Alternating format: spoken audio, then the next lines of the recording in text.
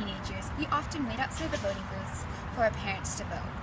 They vote at least, what it seems like to us, once a year. What they're voting for is local elections. Local elections elect everybody from the mayor all the way down to the school board and the city council. The things that they do are very important to our city. Things like making decisions on who's the principal, running our schools, deciding what houses go where, what new development, everything. Through the process of this interview, we are able to interview a great man named Robert Riggs. He's on the school board. We also discovered that the mayor of our town is Mr. Rob Franke. He's been the mayor for 18 years. That's quite a long time. So, as I sit here in front of Zula B. Wiley Public Library, I have to think, what does it take to make the city so great? Thank you for watching our documentary and going through this journey with us. My name is Robert Riggs. Hi, Mr. Riggs. So, how long have you been on the school board? I was elected in May to join the school board, so I've been here since May. Wow, that's not very long at all. Not long at all. Why did you decide to? You know, I work in higher education administration. I've been doing that for the last 15 years, and I've got 3 boys that are all in school in Cedar Hill.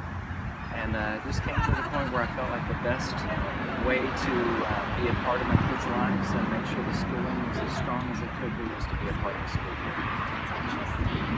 So what steps did you have to take? It's an interesting process. I have never run for public office before, so this was the first time I did that. And it's a Dallas County election, and so there are rules and requirements there, but the first step was a orientation meeting that the school board had to explain the timing, the deadlines, the filing dates, all of that. And then it's really just a process of asking a lot of questions to people to find out and get help. Interesting. So, what was a special part of the election process that you personally had to go through?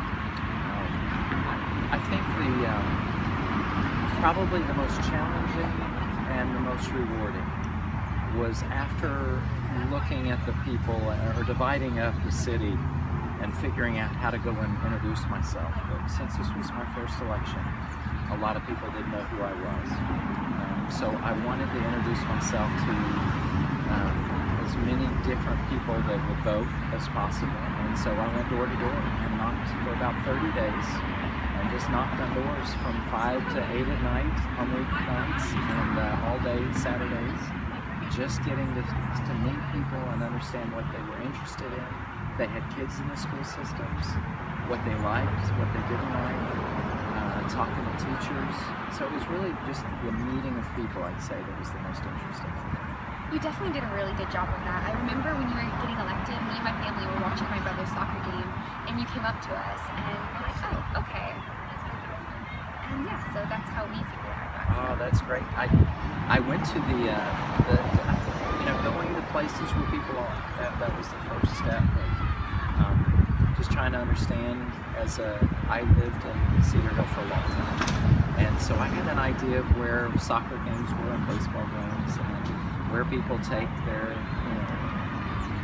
chemicals when they want to return those, and the city picks those up on special occasions, and those turn out to be great places to meet people.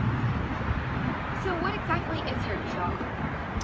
At the school board or at where I work? Both. Okay.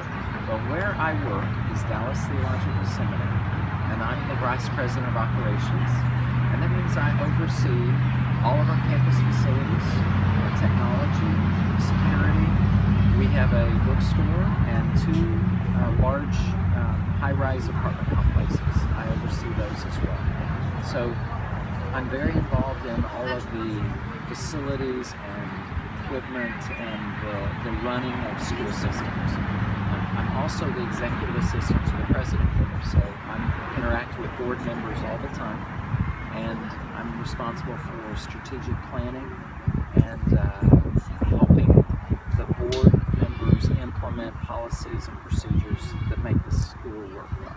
So a lot of that is very similar to what I do on the board of Cedar Hill. So now as a school board member, I am one of 7 school board members that has an equal vote, and we look through and set policies and direction for the school.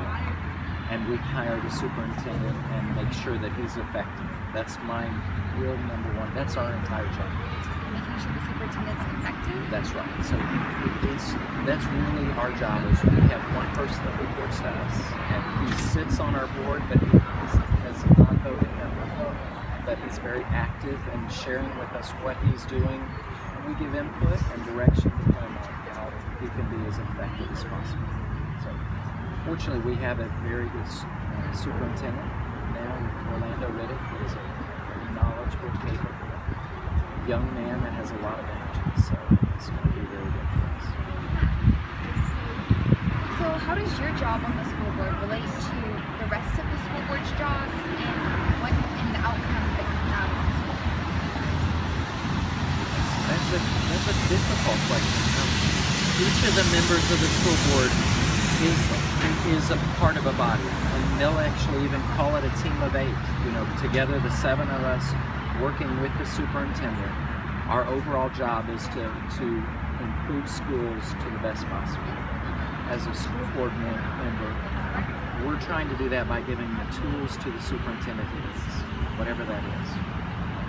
Each of us has a different background and experience. I come from a higher education administration side. Trustee Ballinger comes from a legal aspect. Trustee Heyerdahl has a financial background.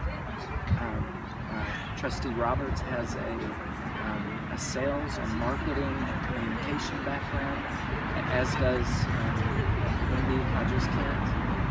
And Mr. Colden has a large multi-unit, very large company experience. So altogether, we have different backgrounds, different experiences, and together that helps make a very strong board. Because the school system is a large organization. It's over 1,000 employees, 13 different campuses, different principals, and each of them have their own, they're similar, but they have their own struggles. And so it takes the experience of a lot of different people. So, how do you and your fellow board members change the way in the future of the schools that we and our siblings go to? The real aspect we do is we provide guidance to the superintendent and direction. And it's his job at that point to manage the schools as much as possible. We will see at times things from our perspective that we feel need to be addressed that we may or may not see or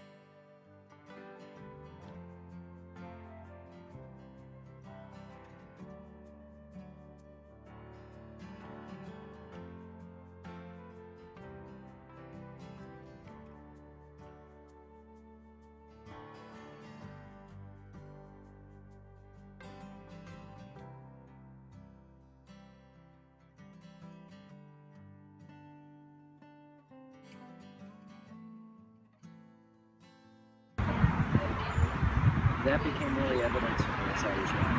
It was really a great privilege to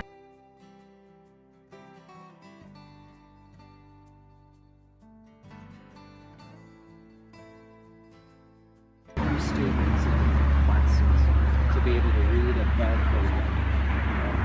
I had visited a elementary school today, and just to watch those kids and the excitement that's there, to have that level of excitement, knowing that they can read and comprehend things above their competition above the peers that they have in others.